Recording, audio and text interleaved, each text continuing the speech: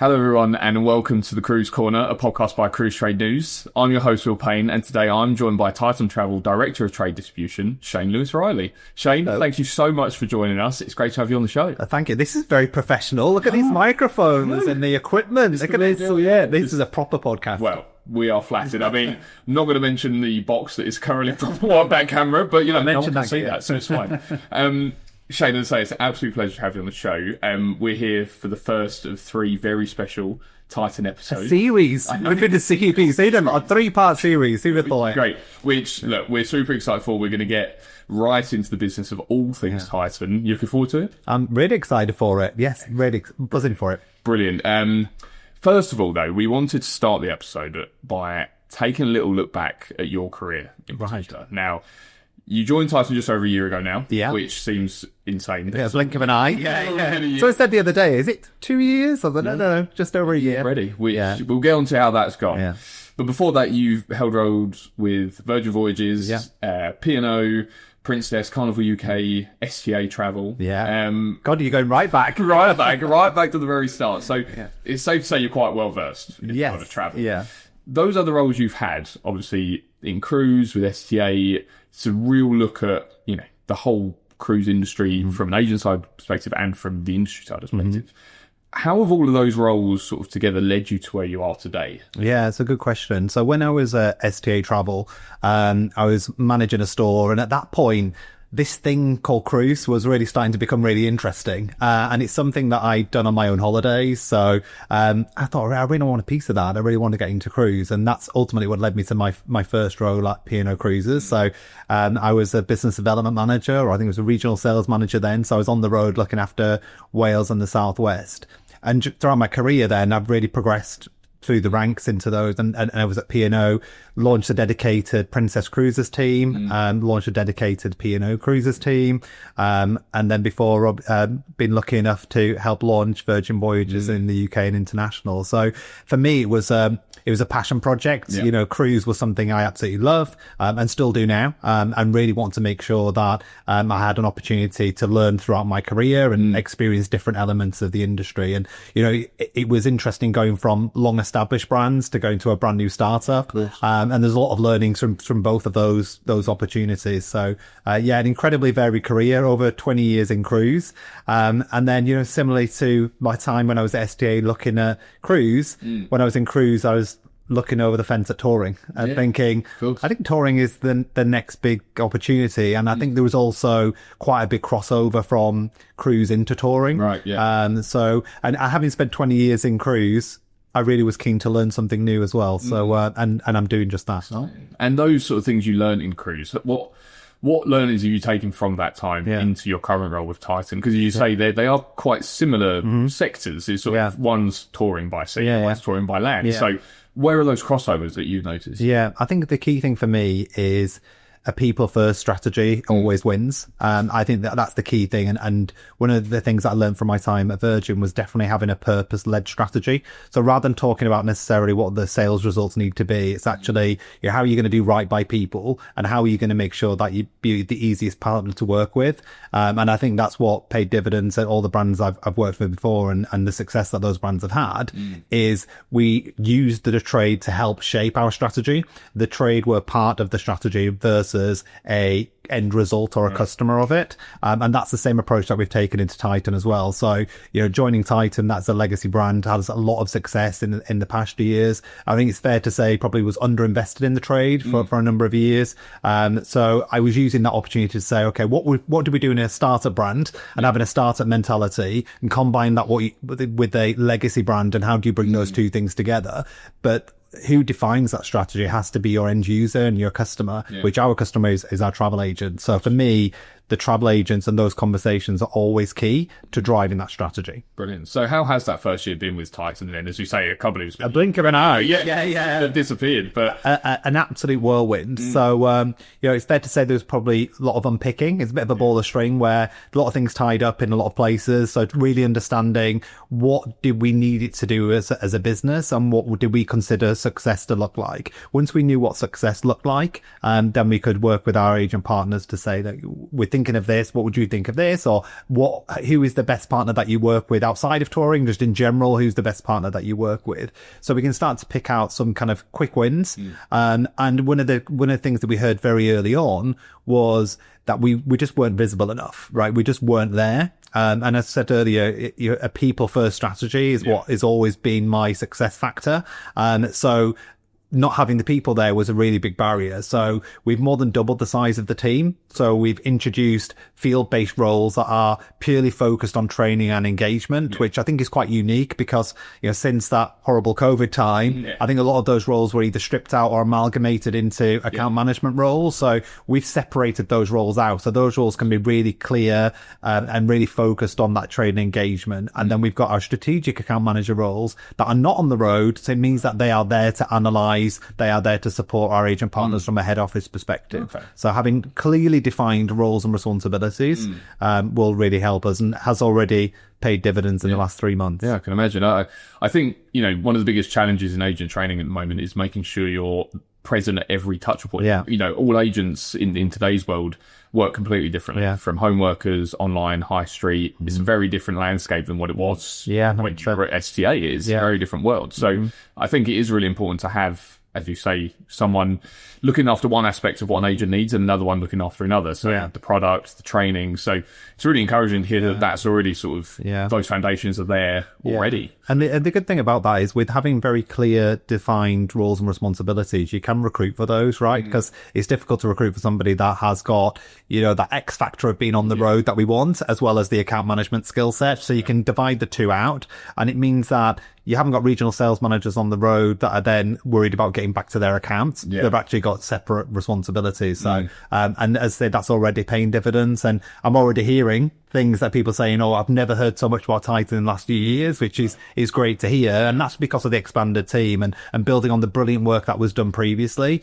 But I was looking at the platform was already amazing. It just needed to be accelerated. And really that's where my role comes in. And one of the things that, not blowing my own trumpet, I think I'm quite good at is trying to make it a brand famous, and trying to get people to really kind of, I call it stealing share of mind. And so once you've got the share of mind from our agent partners, then it's easier to lead to the training. It's easier to improve the sales, etc. So, brilliant. That's what we're working on. Excellent. And we will get into this with our later episodes, a bit, a closer look at the product and how you work with the trade at the ground level. But for now, as the first episode, some of our listeners maybe would have heard of Titan, as they just say it's a very well-established brand, but they might not know a lot about Titan. What sort of are the key points that you'd like our listeners to know about the brand? I would imagine a lot of people are thinking, why is he here on a cruise podcast and talking touring, right? It's a weird one. But I really genuinely believe that there is such a crossover from cruise into touring. And I don't think we should see the things as two independent entities. I think customers will take a tour and will take a cruise and vice versa. I'm not here to say people shouldn't take a cruise and should do touring. The two things combine beautifully. From a Titan perspective, we are a premium product and that's what we pride ourselves on. And our tagline is adventure made effortless. So our focus is about making the holidays as seamlessly as possible for our customers just to really enjoy that experience. We are probably from the more mature traveller. So I would say from a Titan perspective, we're looking at early retirees or just like pre-retirement. So they still want that level of experience and they still want that level of adventure, but in the comfort that you would expect from a premium touring brand. Probably the thing we're most famous for is the fact that we will pick them up. So we will collect every single one of our guests and customers from home. So starting their holiday at their own front door, I think is a very unique selling point with no mileage restriction. So even now, a year in, people are saying to me, is it 50 miles? Is it 100 miles? No, there is no limit. I feel like the movie, unlimited. There is no limit to it. So I think that's a really key selling point. When I have an opportunity to talk to our customers, the thing they tell me is they love the fact that they're picked up from their front door. That is one element that makes it easy. But the other elements, such as the happiness guarantee and knowing everything you need for the holiday is included. So it's not about stripping things out and making the price point low. The price point will reflect the level of inclusions that are there. So if there are, if it's easier to have meals included, we'll always include the meals. We'll include the attraction tickets and so on. So I guess won't find themselves getting somewhere and we're suddenly asking for extra money along the way. It's that peace of mind. Yeah, exactly. And equally, where you need free time and we think it's appropriate, we give free time. So having 2 days in New Orleans, for example, it's best to explore it independently than it is to be guided around. So we give our guests that free time to be able to go and explore. Yeah, because I think, with those sort of destinations, everyone wants to do different things. There's so many different things to do. Of course, I'm sure you've got a very varied excursion list, but sometimes, just having that time for yourself and that balance between both is so important for customers. So really, as I say, I don't want to get too much into the product because we'll talk about this now. But it's super exciting. Now I know you have experienced some of the product already, which I'm very jealous of. That you have mentioned before, but you went to Kenya recently. I did, and I've been to South Africa as well. So I've suddenly become an Africa expert. Having never been, and I think I've become an unofficial ambassador of Kenya. Brilliant, because I think it was recently rated the happiest or most friendliest country or something, and I can testify for that. So I think the key thing for me about any product that I work with, I have to really believe in it. I can't really go to work if I don't really believe the product and the experience. And for me, it has to be serving the customers in the best way possible and giving them the best experience. So I was lucky enough to go on one of our Kenya safaris. And I don't think I'm being dramatic when I say it's life-changing in a lot of different ways, because the experience was incredible. And we got to see and do things in the short period of time that I would never have considered doing if I was trying to travel that independently. And our guides were just so knowledgeable about every different aspect of life in Kenya, and they were Kenyans themselves, so they were able to inform us about culture, the ways of living, different aspects of the safari adventure, going to a Maasai village, and it was just everything about it was just incredible. And we were picked up from home and dropped off at home, and literally everything was taken care of in between. But for me, some of the most exciting aspects and some of the most memorable moments are what I'm dubbing kind of the postcard moments, the bits that are in between what's advertised in the brochure. So there are moments where, in the brochure, it will always highlight those key areas that you're going to go to. So in Kenya, you're going to go to Masai Mara, you're going to go to Lake Naguri, you're going to do all these things that the checklist. But there's bits in between where our guide pulled off the side of the road and did a water demonstration and was like, we're actually on the equator, and demonstrated the water going one way or another without the tourists around you. And I was like, and I got my phone out, we checked, and we spotted it on the equator and took a screenshot of it. But those kind of moments were incredible, and the guide just being able to find the perfect photo moment and of these different stops. That knowledge that's so important, because it does elevate it from, a holiday you could do on your own, and if you're there with a local guide who can show you these things, take those photos, it's next to and from a group trip as well, you've got a shared passion. You've come together for that reason, right? So all the guests on that holiday have all chosen that holiday, and so you've all got an interest in it, and so you've already got a shared passion of something that you're going to do. But then it's also nice to talk to people in the evening to find out what they did that day. So if you've had the free time, or people sharing the different photos, and there's different aspects and different thoughts about things happening. So I think it just enhances the holiday so much more. And but I think there's two different things that there's value for money, which is important, right? So making sure we've got lots of inclusions. But another thing that's undervalued, I think, is value for time. Right, so we're generally time poor now. Even if you are retired, you might need to get back to look after the grandkids. I'm milking my mum and dad to make sure free childcare, and so your value for time is really important, right? You don't want to go on holiday and waste time trying to get from A to B. So I think that's what touring does a brilliant job of. And I think combining the two things, that cruise often gives you a taste of destinations, and then actually customers come back and say, I want to do that destination in more depth. Then they can do that with a tour, right? That can be the next layer cake onto their experience, and they want to go back for them. Brilliant. Well, sold, first of all. Good. Thank you. Yeah, looking forward to the press invite. It sounds incredible, and I could honestly talk to you about the product for forever, but I'm going to save that for our next episode, which we'll dive into. So for now, let's go back to what you'd like to achieve with Titan. So obviously you've done a lot in your first year already. It sounds super exciting. We've got some few exciting things coming out with you guys soon as well. Obviously this podcast is name one. But over the next, say, 12 to 16 months, looking into 2026 and a little bit further ahead, Is there anything that you sort of set yourself as a goal or anything you'd like to achieve with the brand? Yeah. One of the things that when I joined, I heard a lot of people say, Titan used to be incredible. And they talked about Titan in a bit of a past tense because, let's say, post-COVID, there wasn't the investment into the trade arm of the business. And it was still doing brilliant. So the trade arm was still incredibly well performing, but was under invested in. My goal now is to get people to say this is the best it's ever been, right? I want the trade to say to us, this is the brand that I trust and know. And I set a mission statement out with that I worked with my team on, and the mission statement was to be the most trusted touring partner. And that's not about being the biggest. That wasn't about, being the largest partner you work with, but it's about being the most trusted. The one that when you put your customers on a Titan travel holiday, they'll have a brilliant time and the repeat rate is incredibly high. So work smarter, not harder, really was the focus for me.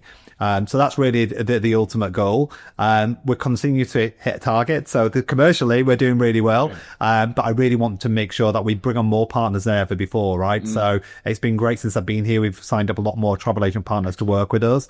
But for me, I hope that what I'm doing also has a positive impact to the touring sector. Yeah. It's an incredibly lucrative sector. It's a brilliant sector. And we've got so many amazing competitors. Whilst we're competitors brand to brand, the sector is better together. Yeah. So the work that we do as a sector, I'm hoping I am contributing positively to that to get people to consider selling touring and also booking touring. Nice. That's really refreshing to hear. I mean, as you know from your experience in cruise, it's a very similar sentiment in cruise. Yeah. It's sort of, yes, we're competitors, but it's all about building the industry up. And exactly. I think we saw that even more so since, the pandemic and the work the industry does together. And we just had Wave Awards and, it feels like, everyone's genuinely friends. Yeah, yeah. And everyone wants to drive that forward. So it's great to hear that it's a similar sentiment over it. Yeah, it is that, and at the Wave Awards, I was brilliant to see one of my closest friends win the touring award. Yeah. If I was going to lose to anybody, it'd be her. And it was brilliant to see we're all super happy for them. And I think sometimes people think, oh, really? Yeah. But we are, because as a touring sector, if one person wins, we all win, because it just raises the awareness of touring. Yeah, exactly that.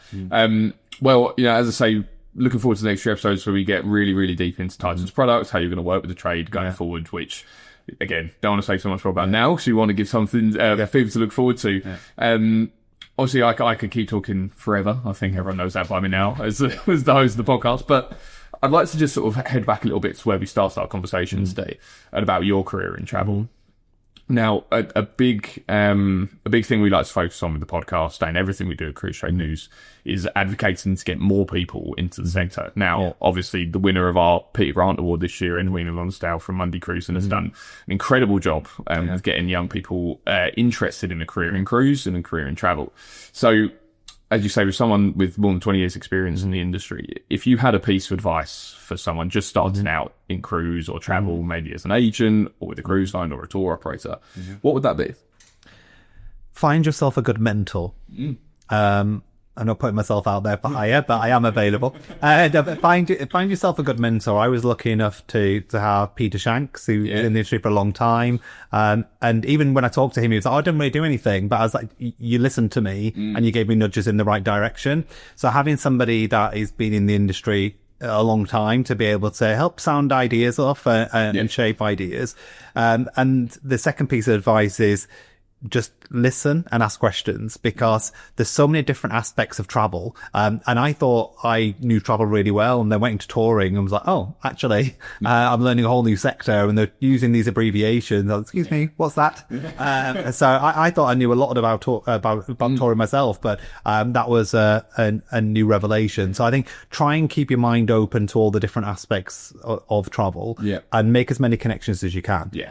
I've got people in here that I have met 20 odd years ago that I still see now. And, when I left Virgin, I went to Titan and, John Constable was there. He was my CEO at STA Travel all those years ago. So, it's a really small world. So just make as many connections as you can. And the reality is, we're not selling washing machine parts. We're selling memories and moments that as morbid as it might sound, people talk about on their deathbed, right? Yeah. So the reality is we're incredibly lucky to be in an industry that is selling something that makes amazing dreams and memories. And I'm in travel because of the memories I had as a child when I was going on holiday, and they're still the best memories. Yeah. And so for me, I think we're really lucky to embrace it and travel as much as you can, because you never know when you can't. Yeah. Right? So, likely so travel as much as possible. Yeah. Brilliant. Shane, I think that is a lovely way to end our first episode with you. As I've mentioned, we'll be looking at a lot closer at the Titan products and a lot closer at how you're going to work with trade going forward, which we can't wait to hear more about. But I've absolutely loved this. Thanks so much for taking the time. Thank you, Will. Thanks for having me. And we're looking forward to episode 2 and 3. Yes, exciting. Thanks so much, Shane. Thanks.